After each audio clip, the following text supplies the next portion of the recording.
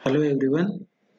तर आजच्या video lecture मध्ये आपल्याला प्रॅक्टिकल पार्ट स्टार्ट करायचा आहे. ठीक आहे.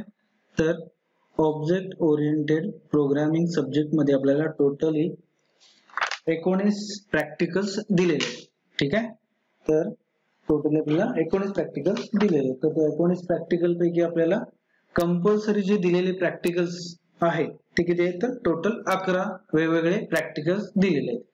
तर आपल्याला इथून पुढे वेगवेगळ्या सेशन्स मध्ये आपल्याला ते 11 वेगवेगळे एक्सपेरिमेंट आपल्याला वन बाय वन बघायचे. ठीक आहे. तर आजच्या व्हिडिओ लेक्चर मध्ये आपल्याला पहिला जो प्रोग्राम किंवा पहिला जो एक्सपेरिमेंट दिलेला आहे तो कुठला आहे? तर develop a program using constants, variables, arithmetic expressions, operators, exhibiting data type conversion. ठीक आहे. म्हणजेच काय, थोडक्यात पहिला जो एक्सपेरिमेंट आहे त्याच्यात आपल्याला बेसिक जे म्हणजे व्हेरिएबल्स काय आहेत किंवा अरिथमेटिक एक्सप्रेशन्स कसे सॉल्व्ह करायचे किंवा ऑपरेटर्स प्रेसिडेन्स कसं वापरायचं, हे वेगवेगळे प्रोग्राम्स याच्या संदर्भात जे वेगवेगळे प्रोग्राम्स दिलेले आहेत त्याच्यावरती आपल्याला पहिला एक्सपेरिमेंट दिलेले आहे. ठीक आहे. तर पहिल्या एक्सपेरिमेंट मध्ये जो एक्सरसाइज दिलेला आहे त्या एक्सरसाइज मध्ये एक सेकंड प्रोग्राम दिलेला आहे. तर कशाचा? तर ऑपरेटर प्रेसिडेन्स. मग त्या ऑपरेटर प्रेसिडेन्स मध्ये आपल्याला ऑपरेटर वरती काम करायचं आहे. त्याच्या संदर्भात तो आपल्याला प्रोग्राम आजच्या लेक्चर मध्ये बघायचा आहे. ठीक आहे. तर आपण प्रोग्राम करूया डायरेक्टली टर्बो सी मध्ये. तर स्टार्ट करूया.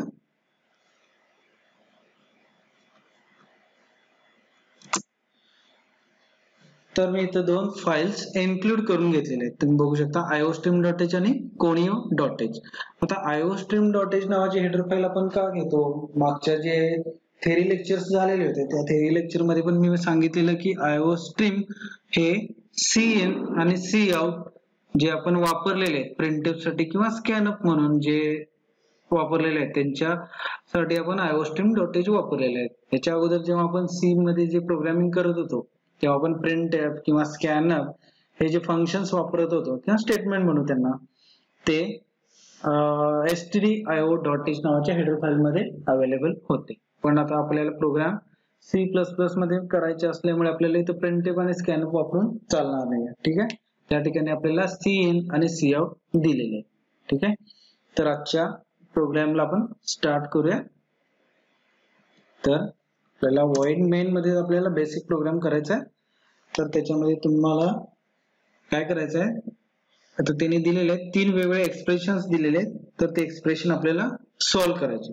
तर पहिलं जे एक्सप्रेशन आहे ते बघू शकता तुम्ही. r1 is equal two bracket मध्ये a प्लस b ब्रॅकेटच्या बाहेर इंटू b इंटू c.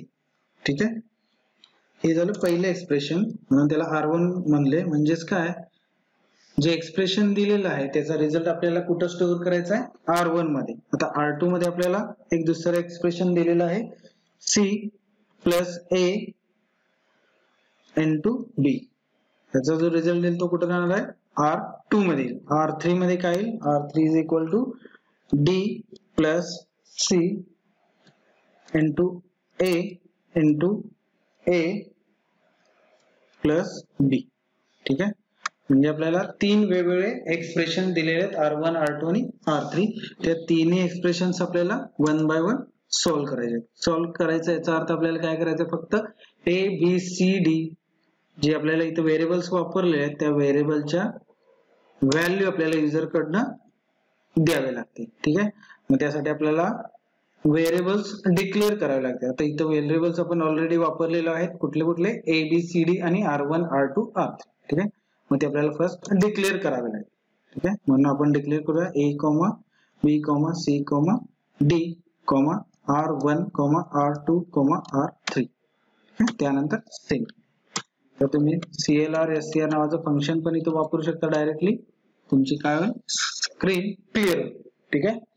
त्यानंतर आपल्याला काय करावं लागेल? डायरेक्टली ते एक्सप्रेशनचा रिझल्ट आपल्याला काय करावं लागेल? प्रिंट करावं लागेल. त्यासाठी आपण वापरूया सॉरी त्याच्या अगोदर आपल्याला ABCD साठी व्हॅल्यू युजर कडनं इनपुट करून घ्यावे लागतील. त्यासाठी आपण लिहूया enter values for A, B, C and D. ठीक आहे.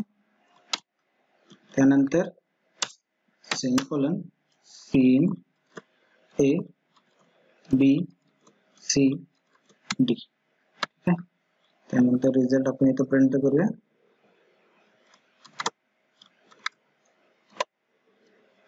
रिझल्ट ऑफ R1 इज, म्हणजे आपल्याला R1 चा रिझल्ट इथे दिसेल R1. त्यानंतर Cout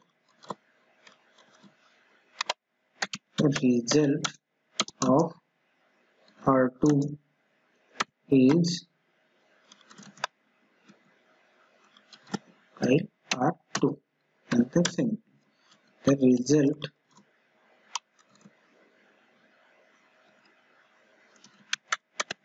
of R3 is R3.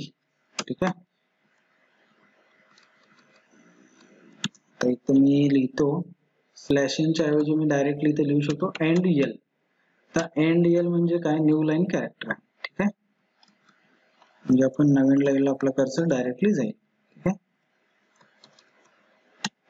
म्हणजे डबल कोट मध्ये स्लॅश n लिहिण्याच्या ऐवजी आपण डायरेक्टली एंड एल असं लिहू शकतो. ठीक आहे. त्याच्यासाठी वेगळी हेडर फाईल इन्क्लूड करायची काय गरज नाही. त्यानंतर गेट ch. आता गेट ch हे कंपल्सरी लिहावं लागतं. गेट ch जर नाही लिहिला तर तुमचा प्रोग्रामचा आउटपुट डिस्प्ले होणार नाही. ठीक आहे. तर गेट ch लिहिला असेल तर कोनिया डॉट h ही हेडर फाईल गेट ch आपल्याला लिहावी लागेल. ठीक आहे. तर आपण कंपाईल करून बघूया. कंपाईल साठी अल्टर F9. ठीक आहे. म्हणजे आपला हा प्रोग्राम सक्सेसफुली कंपाईल झालेला आहे, तुम्ही बघू शकता. ठीक आहे. त्यानंतर रन करून बघूया कंट्रोल F. आता आपल्याला इथे काय करावं लागेल, A, B, C आणि D च्या व्हॅल्यू आपल्याला युजर कडनं इनपुट करून घ्यावे लागतील. त्याचप्रमाणे आपण इनपुट करूया 1, 2, 3 आणि 4. म्हणजे A साठी 1, B साठी 2, C साठी 3 आणि D साठी 4 ही व्हॅल्यू आपण इनपुट करून घेतलेली आहे. ठीक आहे. आउटपुट बघू शकता.